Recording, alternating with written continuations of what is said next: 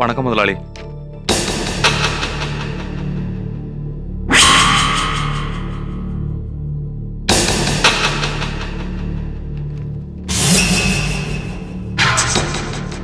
Ramesh,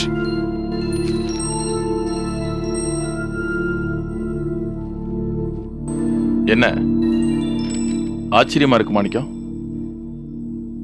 கட்டபொம்மை Jackson துறை வீட்டுக்கு வந்த மாதிரி நீங்க வந்திருக்க, என்ன விஷயம்? எல்லாம் நல்ல விஷயம்தான். வர்ற ஆளை பொறுத்து விஷயம் நல்ல விஷயமா கெட்ட விஷயம் சட்டுன்னு சொல்லிடலாம். ஆனா நீ வந்திருக்க நல்ல விஷயன்ற எப்படி மாணிக்கம்? உங்க வீட்டுல எல்லாருக்கும் என் மேல சின்ன சின்னதா மனஸ்தாபம் இருக்குன்னு எனக்கு தெரியும். அதான் எல்லாரும் இப்படி அமைதியா இருக்கீங்க. அதுதானே நான் சேர்த்து வச்சு பேசுற மாணிக்கம். இப்போ நாங்க வந்திருக்கிறது ஒரு நல்ல விஷயத்துக்காக. ரமேஷ், உனக்கு ஓரளவு புரியும்னு நினைக்கிறேன். நாங்க எதுக்காக வந்திருக்கோம்னு நீ யூகம் பண்ணிருப்ப. என்னப்பா நாடு வீடு வரைக்கும் நீ பாட்டுக்கு வந்துட்டு ஏதேதோ பேசிட்டு இருக்க? என்ன வேணும்? எதுக்கு வந்தீங்க? அம்மா, அத நானே சொல்றேன். ரமேஷ் தம்பியும் என் பொண்ணு நிர்மலாவும் ஒருத்தர் மேல ஒருத்தர் ஆசைப்படுறாங்க. இப்பதான் அந்த விபரத்தை என் பொண்ணு என்கிட்ட சொன்னா. 2 பேரும் பிரியப்படுறதுனால. ஓஹோ, பிரியம், லவ், அதுக்காக இங்க வந்து நிக்கிறீங்க.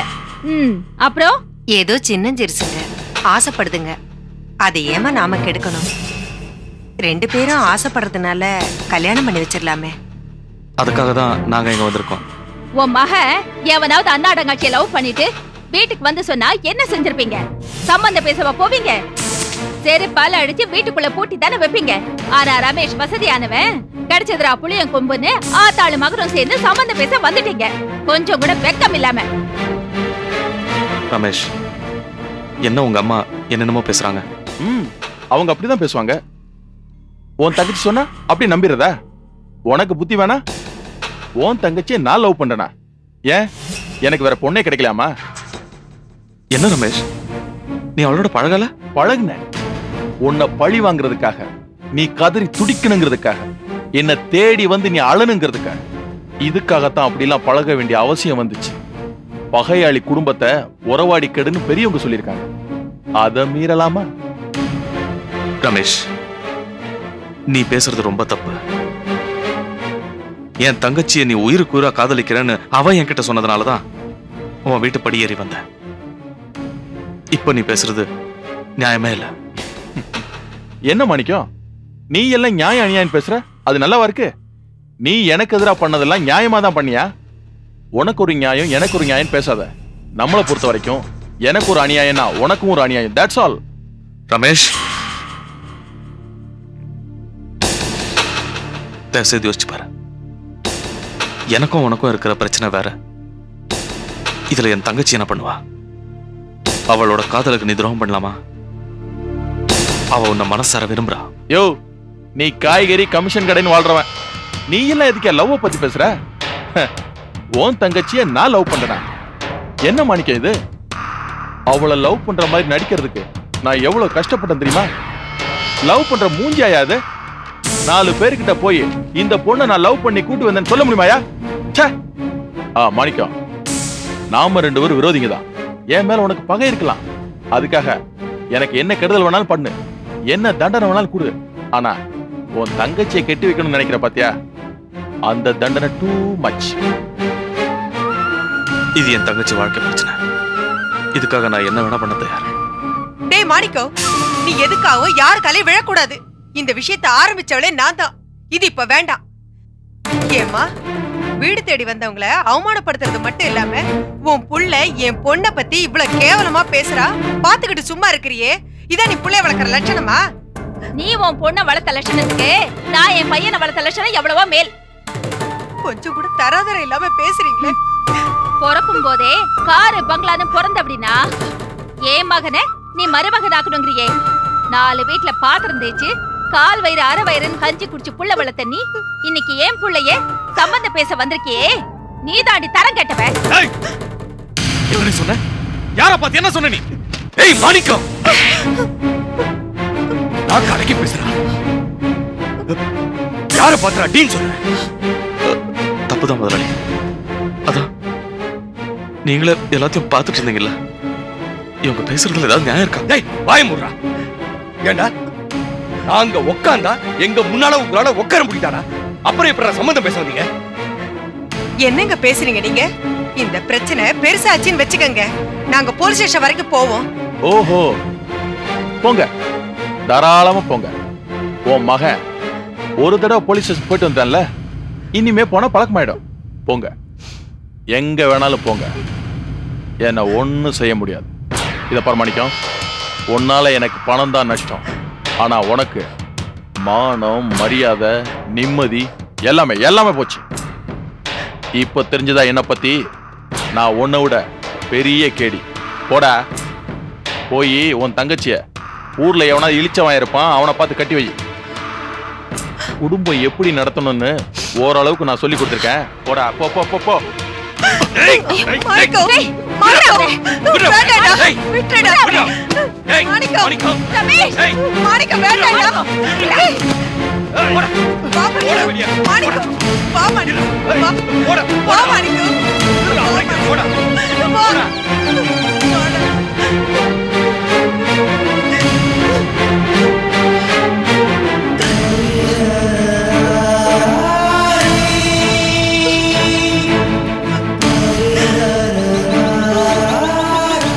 நடு ரோடு கொண்டு வந்துட்டாளேம்மா, கொண்டு வந்துட்டா, ரோடு கொண்டு வந்துட்டா. அப்பா,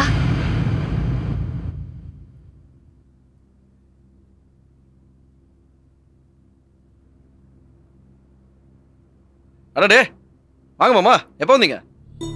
இப்பதான். நான் உங்களை எதிர்பார்க்கவே இல்லை.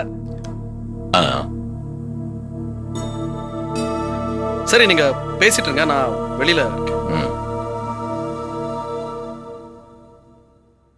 என்னப்பா, நானும் பாக்குறேன், நீங்க செல்வத்துக்கிட்ட முகம் கொடுத்தே பேச மாட்டேங்கிறீங்க.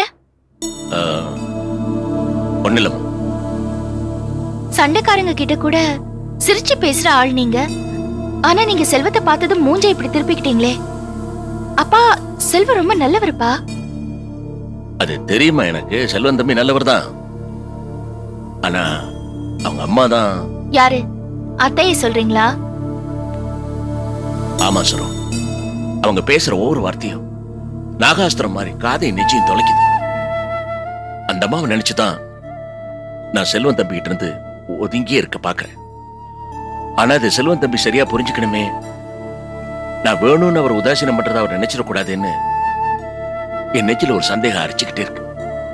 அந்த தயக்கத்துலதான் சாதாரணமா சிரிச்சு பேச நினைச்சா கூட முடியல.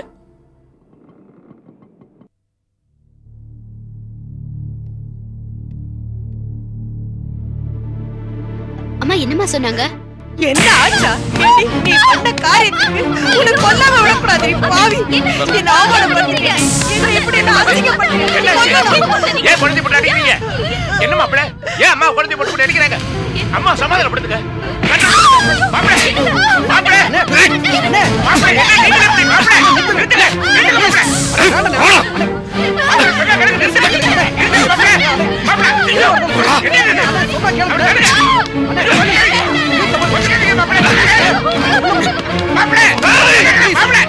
என்ன மாப்பிள்ளை இது?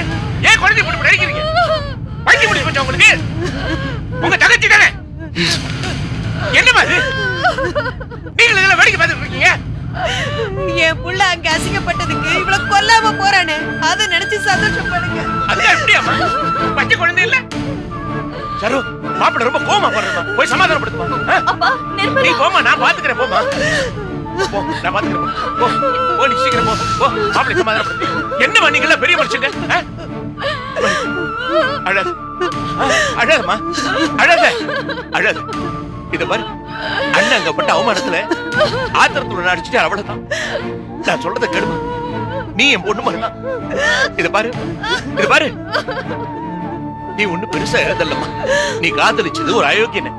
அவனோட சுயரூப உப்பா தெரிஞ்சுச்சேன்னு ஆண்டவனுக்கு நன்றி சொல்லு. இத பாரு, இதெல்லாம் பெரியவங்க கிட்ட விட்டு நீ நல்லா படிச்சு நல்ல பேர் எடுக்கணுமா.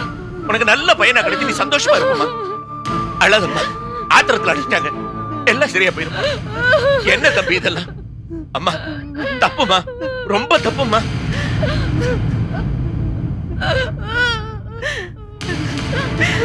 ஏண்டி சனியனே, ஊர்க்காரங்க முன்னாடி அவமானப்பட்டது போதாதுன்னு சம்பந்தி முன்னாடி எங்களை தலைகுனிய வச்சுட்டேடி. பாவி, பாவி, பாவி. அம்மா போறோம். அம்மா சொன்னா கேளுமா, போறோமா.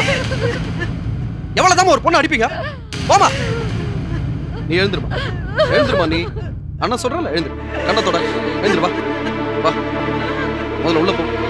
உள்ள போமா.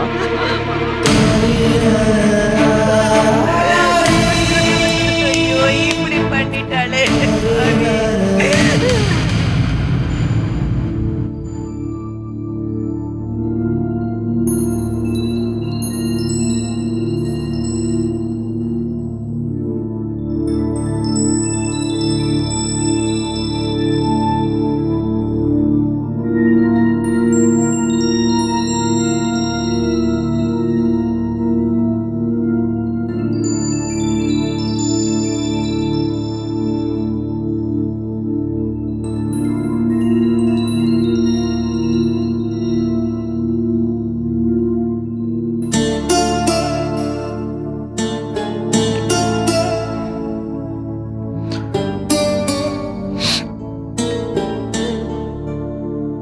நான் என்ன பண்ணேன்னு எனக்கே தெரியல சரோ.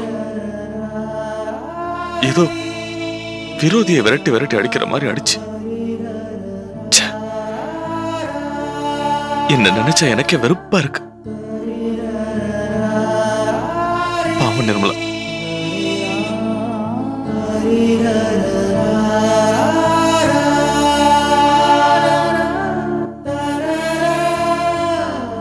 ஆமாங்க, உங்களுக்கு அவமானம் மட்டும்தான். ஆனா நிர்மலாவுக்கு ஏமாற்றம், துரோகம், அழுகை எல்லாம் சேர்ந்து ரொம்ப வேதனையா தானே இருப்பா. எனக்கு அவ எதிர்காலத்தை நினைச்சாதான் ரொம்ப பயமா இருக்கு சரோ. நீங்க கவலைப்படாதீங்க. இந்த காலத்து பொண்ணுங்க ரொம்ப புத்திசாலிங்க. அவ்வளவு சீக்கிரத்துல உடைஞ்சிட மாட்டாங்க. நீங்க வேணா பாருங்க, நிர்மலா மெல்ல மெல்ல பழைய மாதிரி ஆயிடுவா. அவ பண்ணதுக்கு அவளே கஷ்டப்படுறா. அத நினைக்கும் போது நமக்கும் கஷ்டமா இருக்கு. அவளோட வேதனையை கலறி விடுற மாதிரி இனிமே நம்ம பேசக்கூடாது. வேணும்னே யார் சரோ பேசுவாங்க? கோபத்திலையும் வருத்தத்திலையும் வரதானே. அவளோட வேதனை குறைஞ்சி அவ பழைய மாதிரி ஆகணும்னா அது நம்ம கையில தாங்க இருக்கு.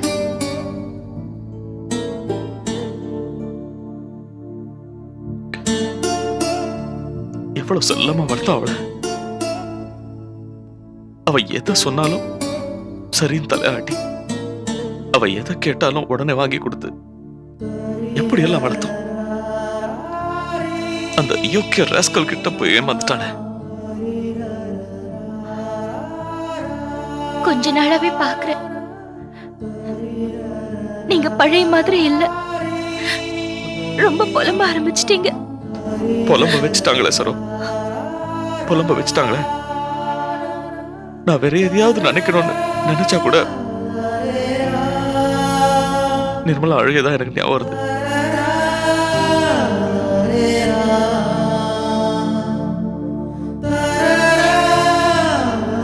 வீட்டை தேடி வந்த மாப்பிள்ளை கூட கோச்சிட்டு போயிட்டான்.